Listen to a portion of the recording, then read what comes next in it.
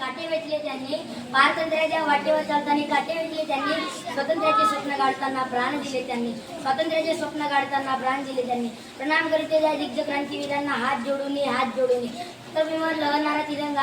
आजच्या कार्यक्रमाचे अध्यक्ष सन्माननीय प्रमुख पाहुणे, आदरणीय मंच आणि सर्वांचे बंधू भगिनी आणि मित्र मैत्रिणींनो, माझे पूर्ण नाव टिंकू कुमार नूतन जोडे.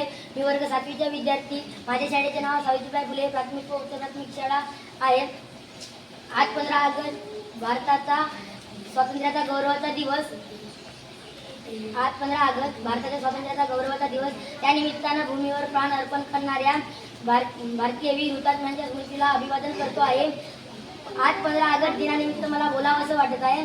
या क्रांतीवीरांनी पारतंत्र्याच्या काळात स्वातंत्र्यासाठी आपले कर्तव्य करून ठेवलं. त्या कर्तव्याचा आज सोनेरी दिवस आहे.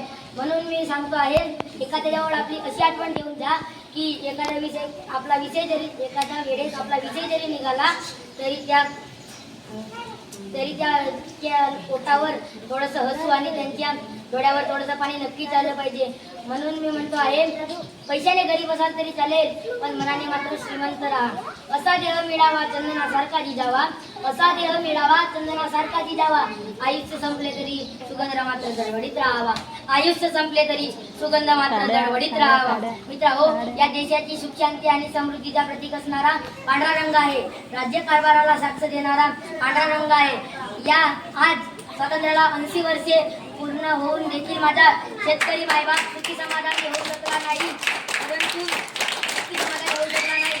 पण पांढरे वस्त्र परिधान करणारे, बगड्यासारखे फिरणारे नेते कुठेही चोच मारून स्वतःची शिदोरी जमवता येईल का यातच गुन्न झाले आहे. आणि 5-5 पिढ्यापासून खाणार एवढी संपत्ती या नेत्यांनी या देशाची म्हणजेच गोरगरिबांची लुटली आहे. पण पांढरे वस्त्र परिधान करणारा माझा शिक्षक आजही देशसेवा करत आहेत. सुजाण नागरिक घडविण्याचे काम तो करीत आहे. सुजाण नागरिक घडविण्याचे काम तो करीत आहे. देशाला सुजलाम सुफलाम बनविण्याचे काम करीत आहे. गुरुने दिला ज्ञानरूपी वसा, गुरुने दिला ज्ञानरूपी वसा. आम्ही चालवू पुढे हा वारसा, आम्ही चालवू पुढे हा वारसा. आजचा शिक्षक देशाचा विकास घडवून आणू शकतो, पण त्यांचा हक्क हिरावून घेतला आहे. शिक्षकांना आचारसंहिता कशाला? शिक्षकांना आचारसंहिता कशाला? देशाचा सक्षम माणूस निवडून येऊ नये म्हणून मी म्हणतो आहे, एखाद्या वेळेस तुमच्या प्रगतीवर कोणी जडतो आहे तर त्याचा तिरस्कार कधीही करू नका, कारण तो स्वतःपेक्षा तुम्हाला उत्कृष्ट व्यक्ती समजून जडत असतो. जीवनात जर काही चांगलं करायचं असेल तर एवढंच करा, चुकाल तर माफी मागा आणि कुणी चुकले तर त्याला माफ करा. या देशाचे नागरिक आम्हाला काय कुणाची भीती, या देशाचे नागरिक आम्हाला काय कुणाची भीती. लाचार बनून जीवन जगणे हीच भारतीयांची नीती, लाचार बनून जीवन जगणे हीच भारतीयांची नीती. भारत माझ्या देश आहे म्हणणाऱ्या माझ्या मित्रांनो, किती देशावर प्रेम करतात. सारे भारतीय माझे बांधव आहेत म्हणणाऱ्या मातृपितृत्वांनो, किती देशात बंधुत्वाने वागतात. माझ्या देशावर माझे प्रेम आहे म्हणणाऱ्या लोकांनो, किती देशावर प्रेम करतात. अरे देशाची महिमा खूप अगाध आहे. लिहायला आणि वाचायला गेलं तर नाव 3 अक्षरी, तो म्हणजे भारत. समुद्राच्या पाण्याची शाई आणि आकाशाचा कागद जरी केला तरी आपल्या देशाची पूर्वी लिहिला जाऊ शकणार नाही.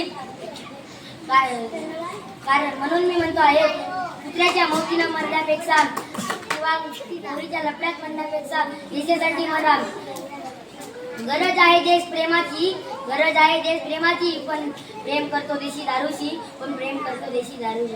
दुसरी गोष्ट मित्रांनो, देवावर विश्वास ठेवा, परंतु अंधविश्वास ठेवू नका, कारण देव तुमच्या हाकेला धावून येणार नाही. म्हणून मी म्हणतो आहे, झुंजार मानसा झुंज दे हेच तुझे रे काम, झुंजार मानसा झुंज दे हेच तुझे रे काम.